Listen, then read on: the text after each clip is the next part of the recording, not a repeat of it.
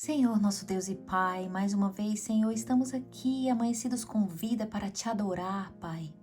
Para te adorar, ó Rei dos Reis, Rei de Israel, Rei de Judá, Rei que é digno de toda a honra, de toda a glória e de todo louvor, Pai. Ó Senhor, muito obrigada, Senhor, por estarmos mais um dia esquadrinhando a Tua palavra.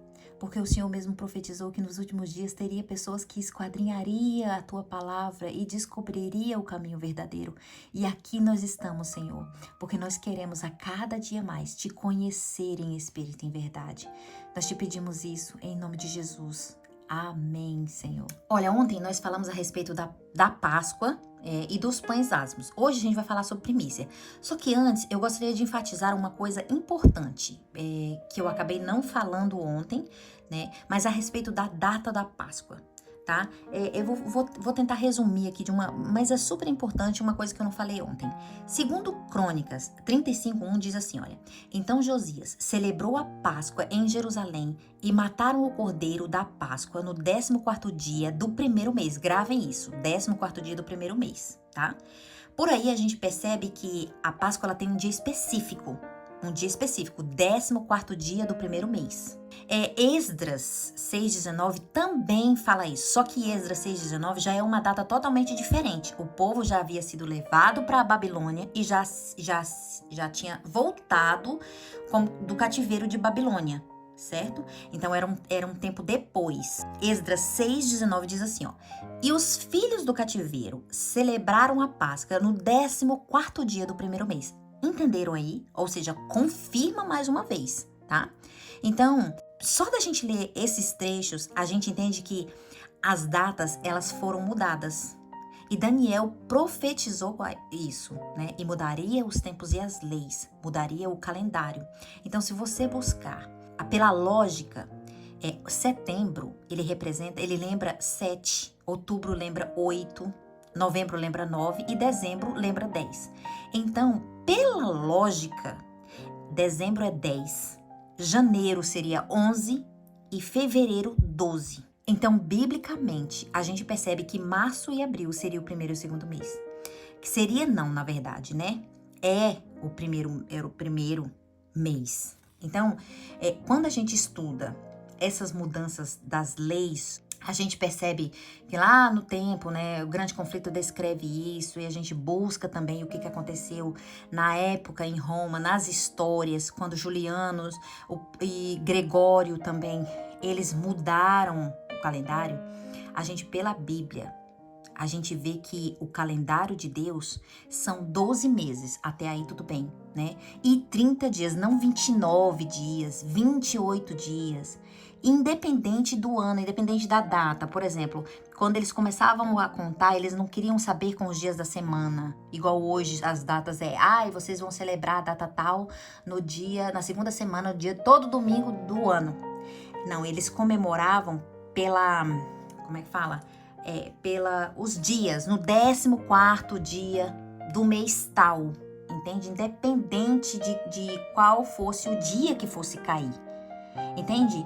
E também, quando a gente vai lá para Gênesis, ali que a gente estuda o dilúvio, a época da arca, a arca de Noé, ela flutuou no 17º dia do segundo mês. E ela parou de flutuar também no 17º dia do quinto mês. E aí fala que por um período de 150 dias isso demorou, certo? Então quando você pega o quinto, ou seja, que ela parou de flutuar no quinto, né? Então quando você pega 5 dividido por 150 dá 30 dias. Então, mais ainda, as evidências provam que as profecias de Daniel estavam corretas. Agora, por que eles mexeram na Páscoa? Porque eles queriam mexer com a morte de Cristo. Gente, Satanás não é bobo. Ele quer mexer, ele quer ofuscar essas coisas. Então era isso que eu gostaria de ter deixado claro para cada um de vocês, sobre a questão das datas, para vocês perceberem que a profecia de Apocalipse quando fala que Roma, que nós viveríamos, né, Roma papal, que Daniel profetizou, né, que eles mudariam os tempos e as leis, essa profecia, ela se cumpriu precisamente, tá? Agora mudando totalmente o assunto, a gente vai ver sobre as primícias, tá bom?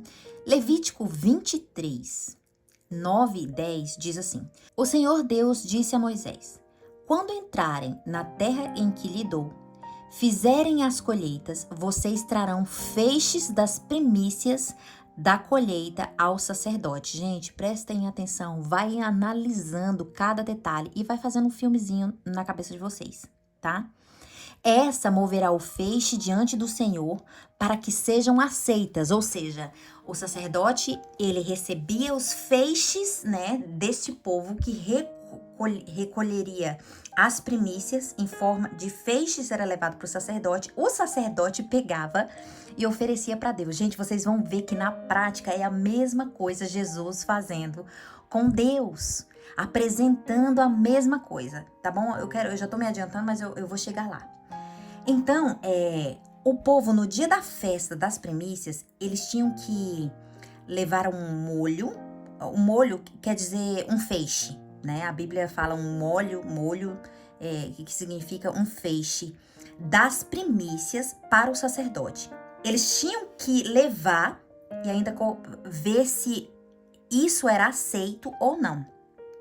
Esse sacerdote, ele movia o feixe perante o Senhor para que o povo fosse aceito.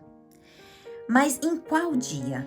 Esse dia era no dia imediato aos sábados. Observam isso, tá? Ou seja, qual é o dia imediato ao sábado? Então, guardem isso, tá? Nós vamos falar daqui a pouco. O sacerdote moverá, no dia em que moverdes o molho, né? Ofereceis um cordeiro sem defeito de 1 ano em holocausto. Agora, olha para vocês verem. O mais interessante, no dia imediato ao sábado, foi o que eu falei, guardem isso, né? E se formos colocar esse dia, que eu acabei de perguntar para vocês, qual era esse dia? Se a gente for colocar esse dia imediato ao sábado, que nós entendemos hoje que é o domingo, tá?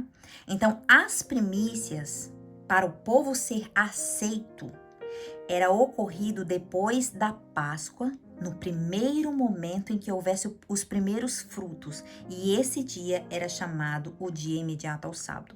Lembra quando eu falei da Páscoa, dos pães asmos e das primícias, que elas estavam juntinhas uma da outra ali? Ou seja, a Páscoa e os pães asmos, eles eram basicamente feito em um dia só, né? A morte do cordeiro e quando eles comiam os pães sem fermentos, certo? Então, isso já era a morte do cordeiro. Gente, é lindo porque a gente percebe, conforme eu falo, vocês têm que imaginar também a prática da morte de Cristo e o que acontece. O que aconteceu quando, olha, Jesus morre e depois que Jesus morre, no domingo, ele ressuscita, certo? Então, vem a Páscoa, os pães asmos e depois as primícias, né? As primícias eram o quê? Os feixes sendo trago para os sacerdotes ali, certo? Um dia depois do sábado, certo? E isso era a forma didática de Deus mostrando o que aconteceria. Ou seja, voltando, né?